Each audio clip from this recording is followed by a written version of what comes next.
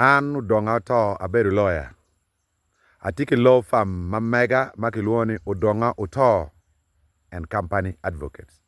Atiyo tich maduong' pol ticha mar bao mina kero ene tich mipidu chente kibot gamente. Pol lawyers mogo ya Acholi kany kero gi pitwero. Maka chiene mati bot gamente ane dog lawyer pa lawyer. Ma lawyer lo wara dog gi yenyo an. Amiyo la bolle. Kara magamente mero kwanyu Ukelo House. Ni pian Choke State House. Ana ya chung lawyer. Pa museo Ukelo. Maki chulo en bene billion maduong. Machano karo ki account no mega. La bol mareo. Kara maliel pa no bada diera. Tika pidu chente ne. Kibot Civil Aviation Authority. Ana ya chung lawyer ne. Ngom magulu. Inget gulu airfare. Ma bene ki chulo ki billion a bit wiye. Ki Gimara an wa Aliba chel peke mina. Kara ma jome pa jimu kany ma muony uberi ngom pa civilian. Mi chulo pa jimu ami barracks. Ana bedo lawyer ki. Ki chulo ki chente maramo billion a bichiel. Ticha ye en numero ngom akwano. Ki Gimara jo pa jimu bene po chula. Kuberi ni ati lawyer pa jo labuo duong ami barracks. Ma ati ka yele weki chul gi weng ma bene pia ke bolo kui. Meno gin ma anatimu, meno gin ma anatiu chale loya. Bene pa tiu mi nono, miere chul an. So imwaga Aliba rio ke apara boro, 2018. East Acholi Cooperative Union. Mamago district mi pade, Agago, Kitgum, Lamuo. Districts of beach. Go bino bora, ni achung ma chalo loya gi.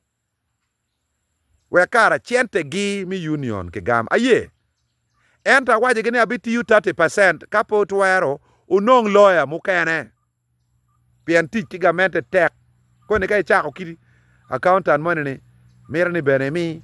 Nga mira mi. Weka uye 30% ati yu. Kape uye. Yen lawyer mukane uye. Achera ye le mwaga dek 2018, 2019. 2020. Mwaga dek. Chiki cholo East Acholi Cooperative Union. Billion achiel ki million piara dek ya dek. Machiano o Stanbic Bank. I account pa East Acholi Cooperative Union. Stanbic Bank kitgo. Jon kwara chula. En kita no bara diara go kwara chula. Kit ma jomi pa jimo kwara chula. Wanga dawai ngata nyer chak ganga ruor mier beno nang chie. Chia che record. Koro me order. Court order. Ma copy ne court order. Court order. Ma la ngol kop ma dit. Ma kiluone Lady Justice Esther Nambayo. Ukate ki order. Ni miera jona chula pasenta. No dong channel te account jona kwar chula. Court order, signature pa judge.